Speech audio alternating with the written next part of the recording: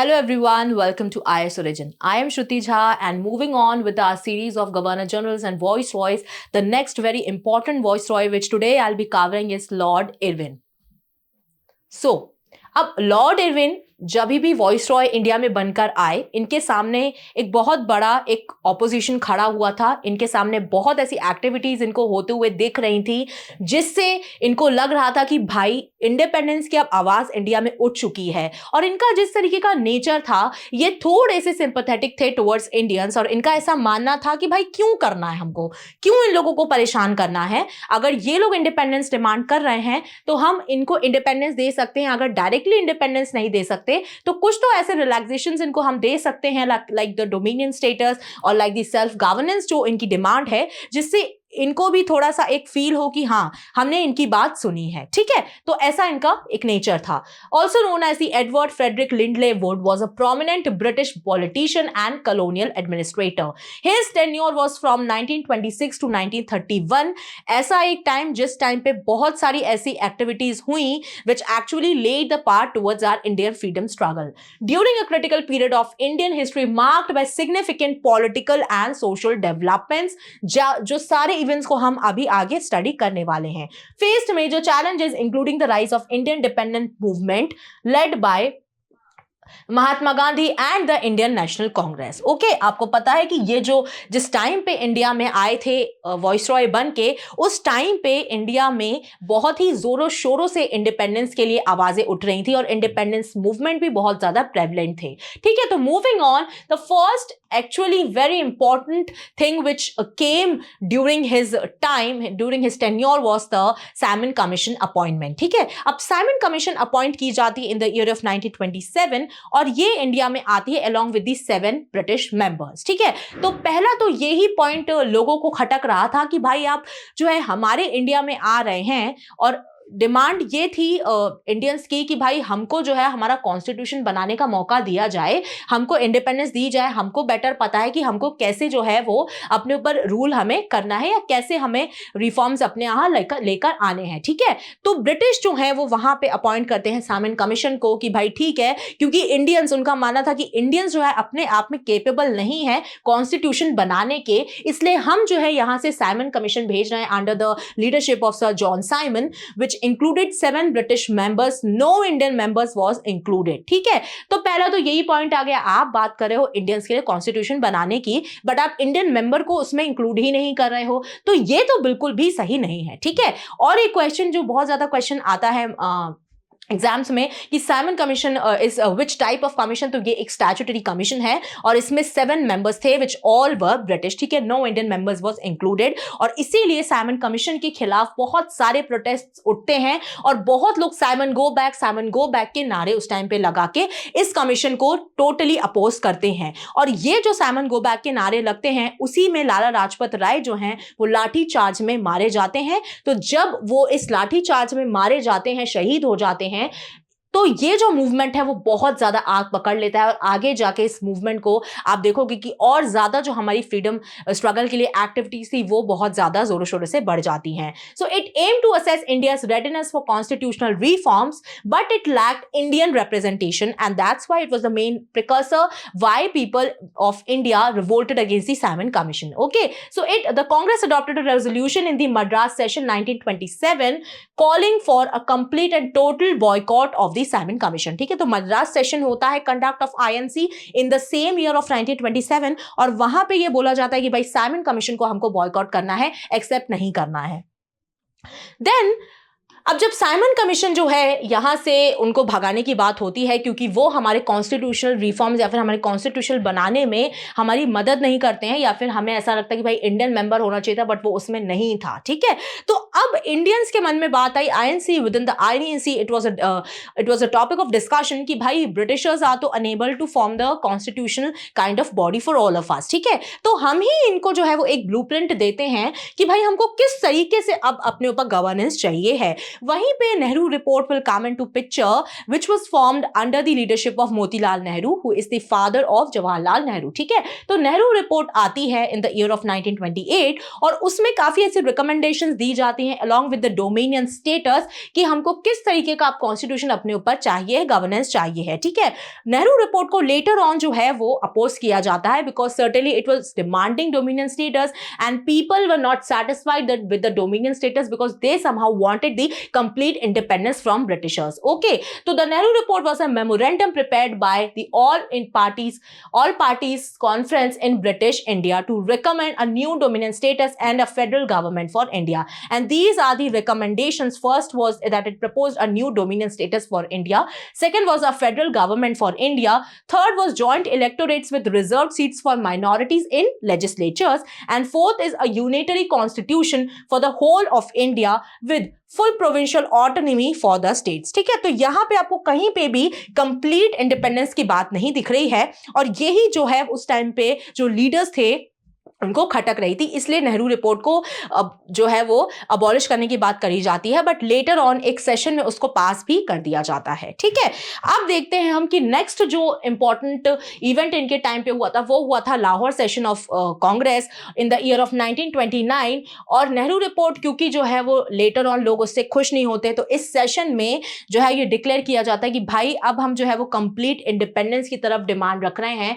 और 26 जनवरी भी जो हमारा डे होता है वो नेशनल इंडिपेंडेंस डे जो है वो डिक्लेयर कर दिया जाता है। ठीक है, तो ये चीजें बहुत इंपॉर्टेंट इस सेशन में हुई थी। ठीक है, and the session was led by Jawaharlal Nehru and the key features were Purna Swaraj declaration. 26 January 1930 was declared as the Independence Day. The session marked a shift towards more radical approaches to achieve freedom. ठीक है, तो अब और ज्यादा radical और ज्यादा furious approaches अपनाई जाएंगी टू अटेन द फ्रीडम, क्योंकि ब्रिटिशर्स तो है वो मानने को तैयार नहीं थे कि भाई हम आपको पूरे तरीके से जो है वो आजाद करेंगे। वो छोटी छोटी चीजें कि आप डोमिनेंट स्टेटस ले लीजिए, हम ठीक है हम अब इतने % वोटिंग राइट दे रहे हैं, हम हम इंडियंस का नंबर बढ़ा दे रहे हैं अपनी लेजिस्लेचर में, ऐसी छोटी छोटी जो है वो आपको लॉलीपॉप से के जो है वो लुभा रहे थे, बट एक्चुअल जो हमारी डिमांड थी उसको वो फुलफिल नहीं कर रहे थे, सुन नहीं रहे थे।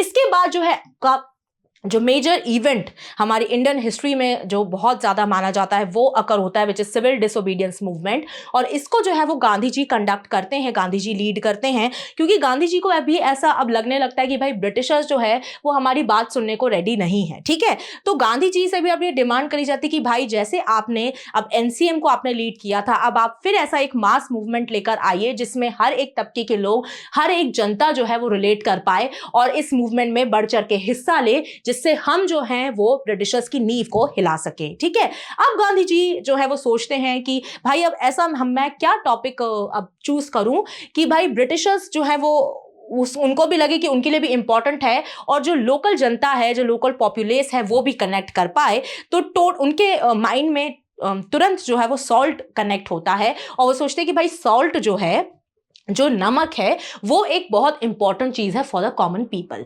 बट उस पे क्या हो रहा था, ब्रिटिशर्स टैक्स वसूल रहे थे और नॉर्मल लोगों को नमक बनाने का उस टाइम पे राइट प्रोवाइडेड नहीं था और काफी ज्यादा हैवी टैक्सेस नमक बनाने के लिए लोगों को देने पड़ते थे। तो गांधी जी को लगा कि भाई ये एक रीजन हो सकता है जिसमें मैं मूवमेंट कर सकता हूं, क्योंकि ये तो सरासर गलत है। वहां पे वो सीडीएम में सॉल्ट को लेते हैं और फिर वो साबरमती से दांडी तक की मार्च करते हैं। अप टू 24 डेज वो 329 किलोमीटर्स कवर करते हैं और दांडी में जाके वो सॉल्ट लॉ को ब्रेक करते हैं। ठीक है, और वहां से वो डिक्लेयर करते हैं कि now it's the onset of the civil disobedience movement. So it's when the citizens refuse to obey laws, demands और ऑर्डर्स फ्रॉम द गवर्नमेंट। तो यहां पे आप टोटली नॉन कॉपरेशन भी कर रहे हो, आप पीसफुल पिकेटिंग कर रहे हो। ठीक है, आप ऑर्डर्स नहीं मान रहे हो गवर्नमेंट के। ठीक है, now what was the goal? The goal was a way to express dissent against British colonial rule and to demand independence for India, complete independence. The movement began with the Salt March, which started on March 12, 1930 में ये मार्च start हुई थी, which ended on the April 6, 1930, walking from Sabarmati to Dandi covering 390 kilometres of distance in 24 days. Okay, Gandhi broke the salt law by making salt which was under the control of the British government. ये मैंने आपको बताया। Okay, now coming towards the round table conferences. अब देखिए, आप धीरे धीरे एक कनेक्टिविटी बिठाइए कि अब सीडीएम जो है वो लॉन्च हो चुका है और सॉल्ट लॉ को ब्रेक कर दिया गया है बाय गांधी जी। ठीक है, अब गांधी जी ने डिक्लेयर तो कर दिया कि भाई सिविल डिसोबीडियंस मूवमेंट जो है वो हमने लॉन्च कर दिया है। अब ब्रिटिशर्स जो हैं वो मजबूर हो जाएंगे सोचने की कि भाई हमने इनिशियली तो इनकी डिमांड्स नहीं मानी, बट अब ये मूवमेंट अगर ज्यादा बढ़ गया तो हमारे लिए सरदर्द हो जाएगा। तो अब ब्रिटिशर्स यहां पे सोचेंगे कि भाई हमको कुछ तो करना पड़ेगा, तो इसलिए वो राउंड टेबल कॉन्फ्रेंसेस को इंट्रोड्यूस करते हैं कि कॉन्फ्रेंसेस ब्रिटेन में, लंदन में हो रही हैं और वहां से हमारे लीडर्स को बुलाया जाता है इंडिया से, कि INC बी आर अम्बेडकर जो कि माइनॉरिटीज ग्रुप को लीड करते हैं, सबको बुलाया जाता है और बोला जाता है कि आप आइए और यहाँ पे हम बैठ के एक अच्छे से चाय पे चर्चा करेंगे और डिस्कशन करेंगे कि भाई ठीक है इंडिया में किस तरीके के हमको कॉन्स्टिट्यूशनल रिफॉर्म्स लाने की जरूरत है, कॉन्स्टिट्यूशन में क्या क्या इन्वॉल्व करने की जरूरत है। ठीक है, तो ये जो है वो राउंड टेबल कॉन्फ्रेंसेस होती हैं, 2 साल तक ये कॉन्फ्रेंसेस चलती हैं from the year of 1930 to 1932 to discuss the constitutional reforms for India under the British rule.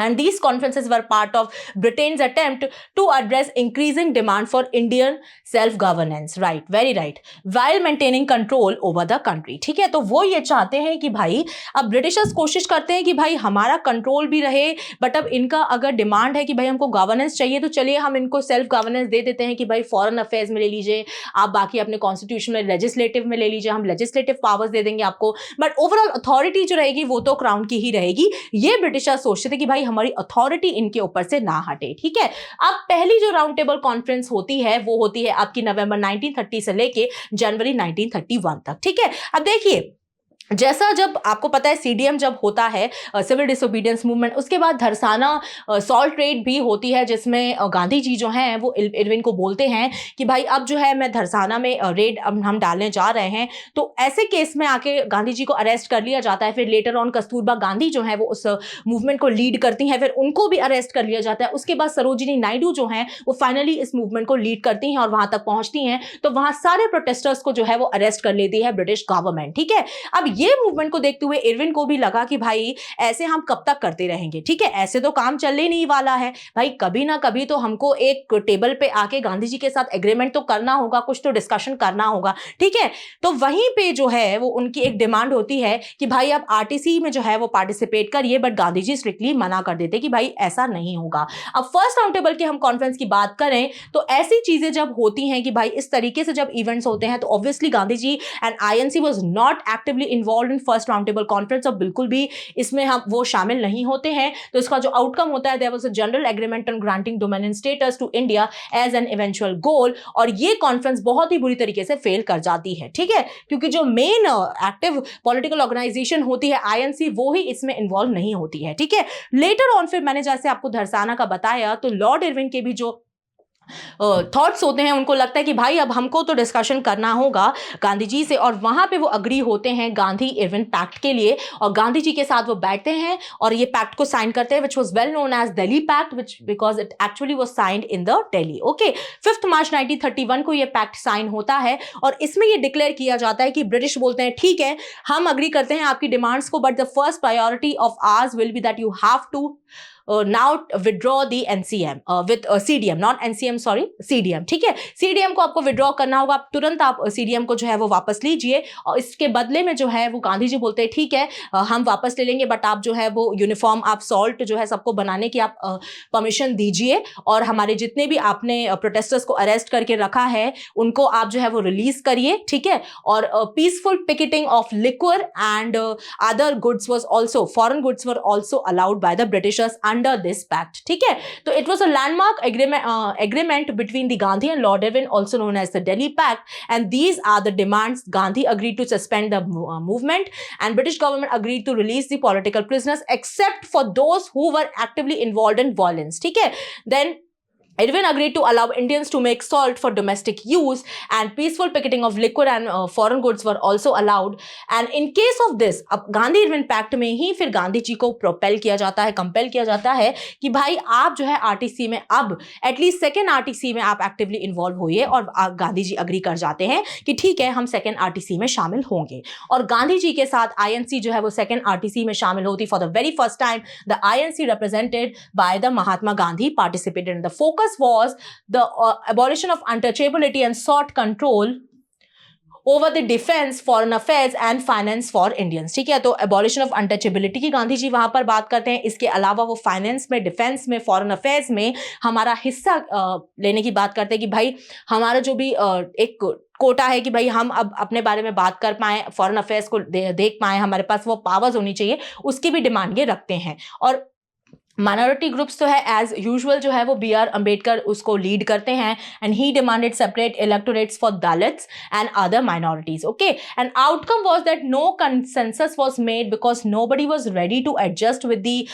Things, और कोई भी रेडी नहीं था भाई, सभी की डिमांड्स जो है वो फुलफिल उस टाइम पे नहीं हो पा रही थी। और गांधी जी आरटीसी से जब सेकेंड आरटीसी से लौटते हैं तो वो डेफिनेटली हताश होकर लौटते हैं, क्योंकि जो उन्होंने सोचा था कि आरटीसी में जाके कुछ तो एक रिजल्ट मिलेगा, कुछ तो एक पॉजिटिव आउटकम होगा, बट वो उनको नहीं मिलता है। ठीक है, इसी के बाद आपकी जो थर्ड आरटीसी होती है नवंबर दिसंबर 1932 में, वहां पे भी आईएनसी पार्टिसिपेट नहीं करती है, and the outcome was also that it had limited success due to the absence of major Indian parties. ठीक है, फिर इसके बाद जो है वो साथ में मिलकर ये डिसाइड किया जाता है कि भाई ठीक है, अब जो भी इश्यूज हैं आईएनसी के साथ बैठ के और नेहरू रिपोर्ट की इसको स्टडी करके, और जो इरविन की जो उस टाइम पे लेजिस्लेटिव काउंसिल और जो भी उनकी बॉडी थी उनके साथ डिस्कशन करके जो भी आउटकम्स उनको फील होते हैं वो फिर जो है वो कमेमोरेट किए जाते हैं in the government of India act 1935। So this was the end of session of Lord Irwin, and we have a question for all of you related to Lord Irwin. The question says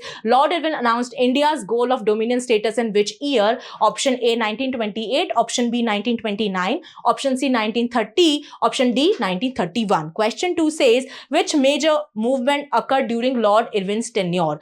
Option A Quit India movement, CDM, option B, option C Swadeshi movement, option D NCM. ठीक है, so please do answer in the comment section. And thank you so much for watching my session, and stay tuned, continue to watch more qualitative content on this channel IAS Origin. Thank you so much, and till then पढ़ते रहिए, खुश रहिए। जय हिंद, जय भारत।